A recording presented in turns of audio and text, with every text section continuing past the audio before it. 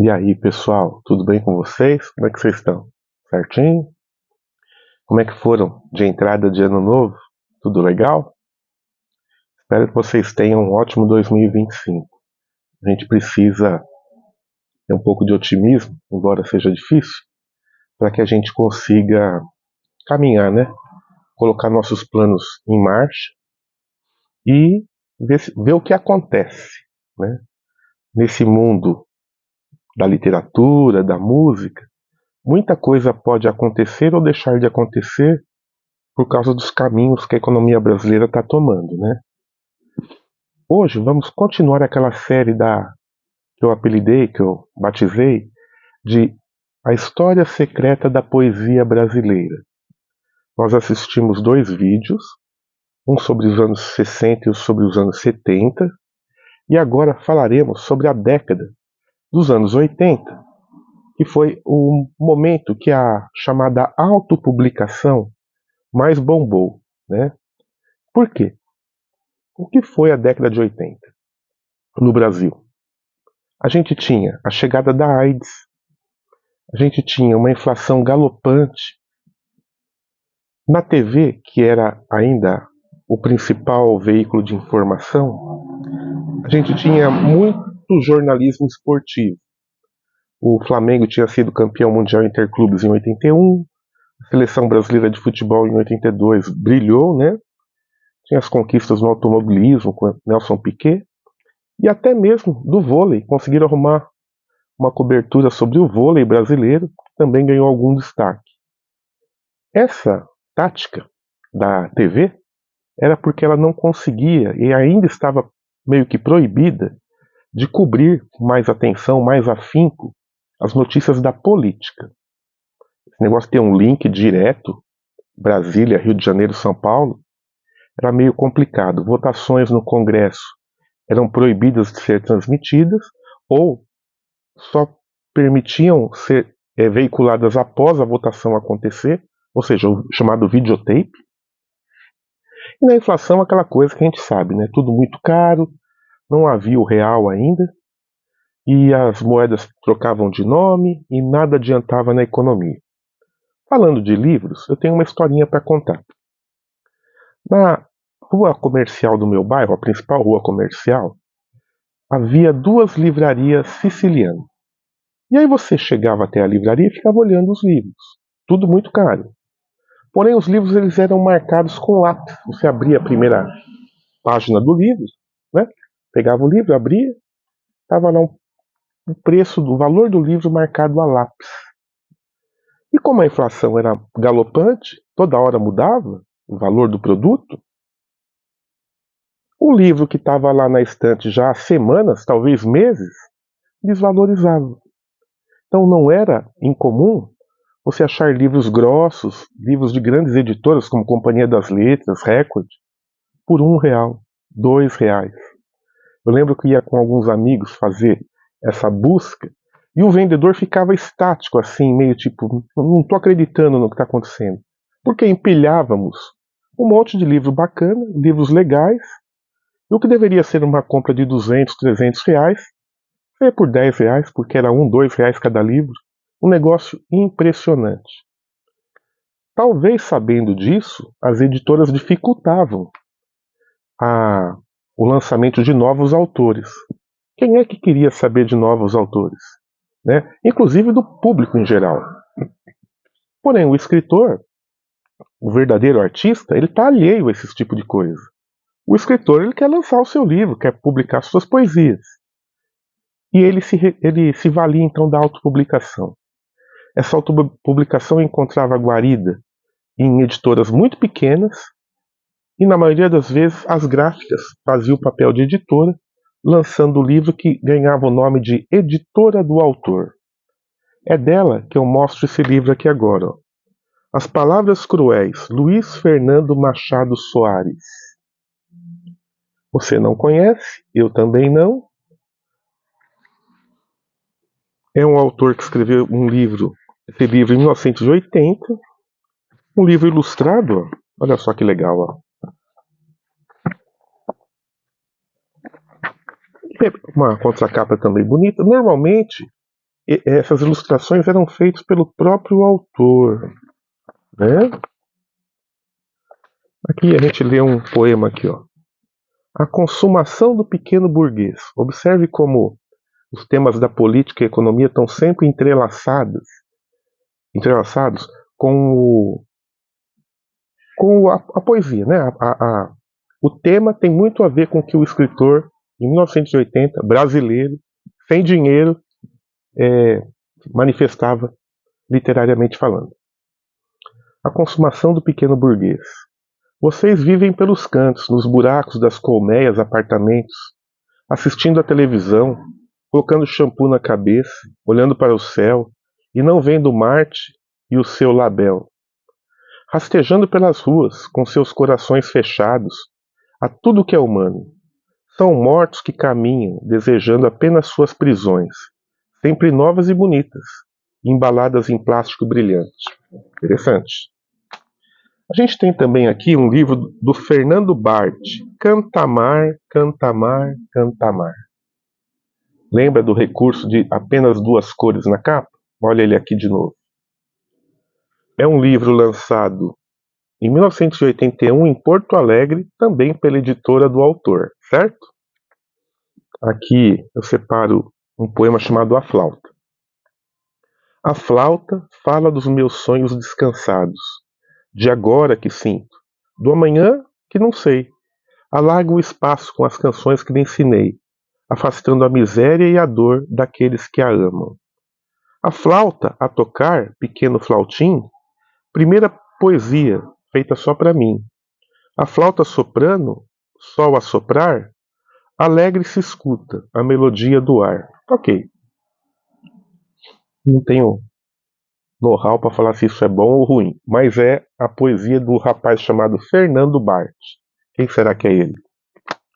Aqui, Gabriel Nassif, Nassif não com 2 S, Nassif, SC. O Sopro da Cachoeira. Uma capa simples também, olha ele aqui. É um livro publicado pela Fundação Cultural do Estado da Bahia em 1980. Provavelmente esse rapaz é um funcionário público, talvez? O Hoje.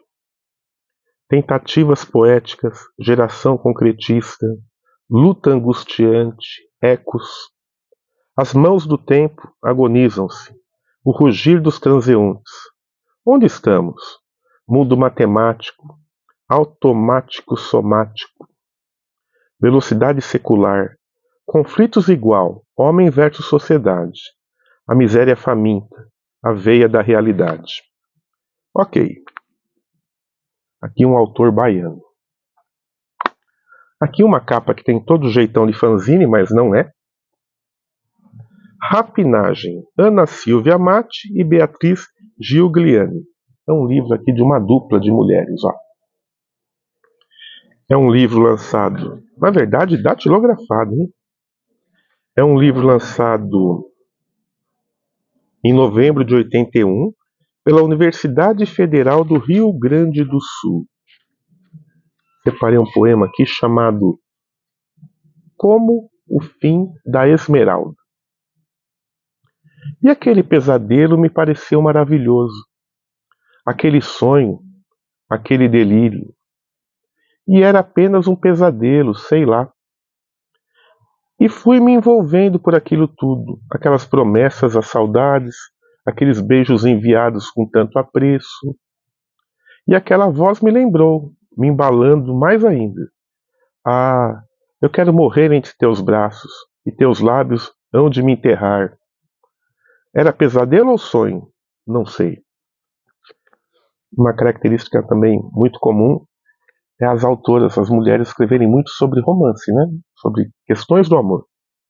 Aqui, Kiko Ferreira, Sil em Setembro. Aí está escrito assim, Nilson. O Nilson é o desenhista e o Kiko Ferreira é o autor. Eu pesquisei, tentei descobrir quem é esse cara, encontrei algumas conexões com música, com MPB, mas ainda assim nada suficiente para que eu tenha certeza de que ele se engajou em algum movimento musical, coisas do tipo, né? Olha que legal. Essas ilustrações lembram muito os livros do Carlos Eduardo Novaes. Lembra do Capitalismo para Principiantes?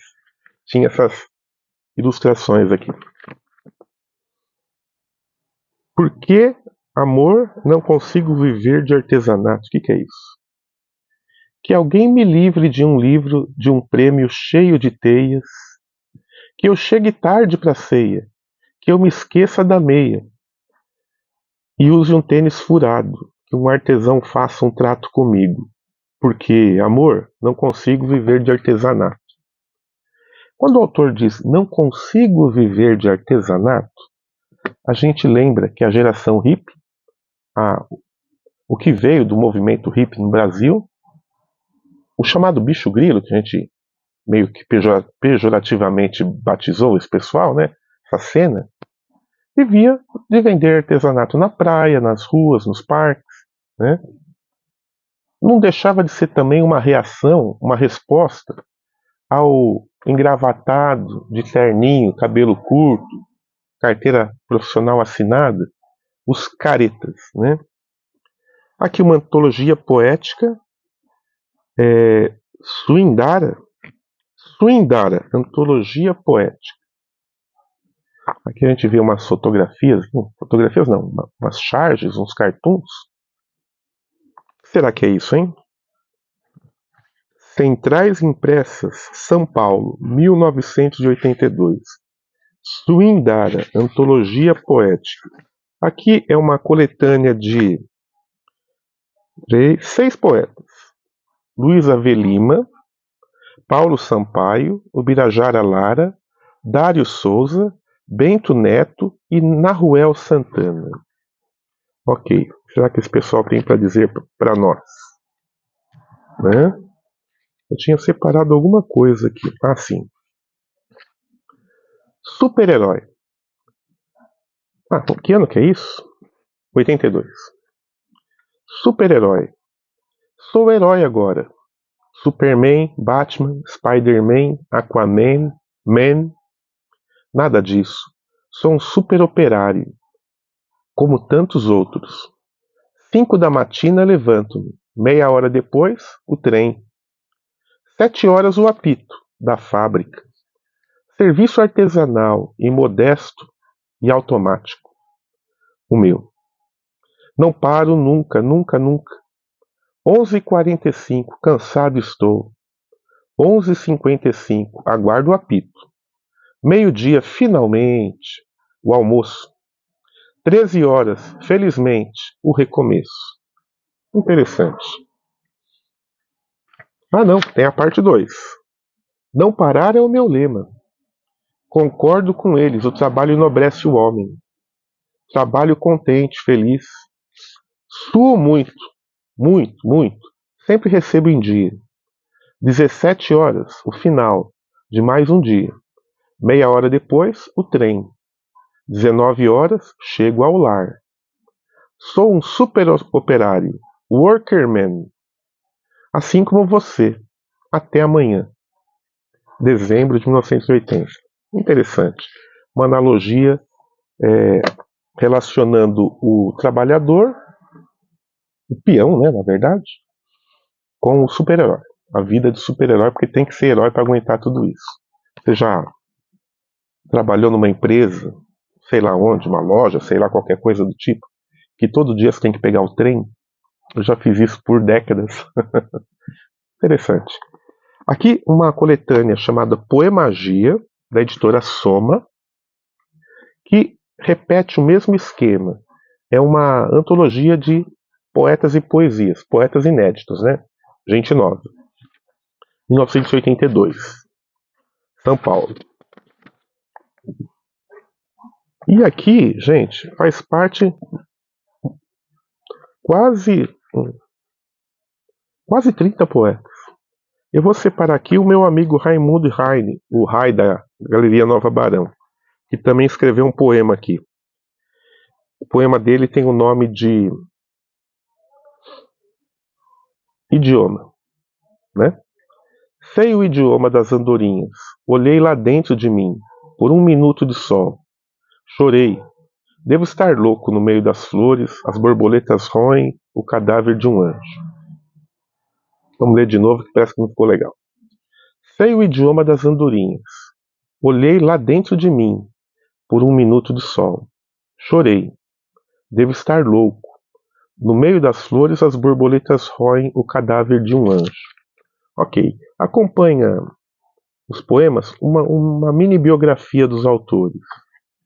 Lembrando que essas oficinas, essas cooperativas de poesia, esses prêmios escolares, esses livros lançados por sindicatos, eles tinham a função de reunir todo o pessoal que quer escrever, que tem alguma coisa para dizer, e conseguir, então, se valer da autopublicação. Eu vou fazer uma pausa aqui e voltamos para a parte 2 daqui a pouquinho.